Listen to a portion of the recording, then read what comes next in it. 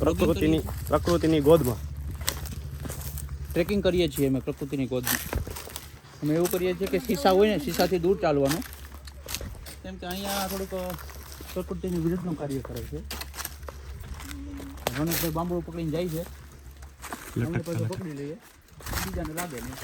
બરોબર કેમેરામેન અમારામાં આવી જાય.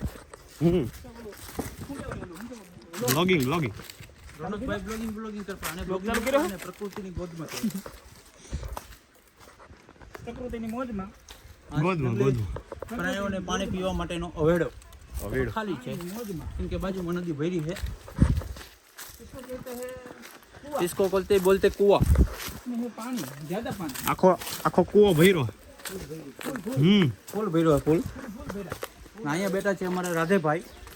અહીંથી ટપીને જાવું જો. ટપીને તો બહુ જોવાય એવું નથી.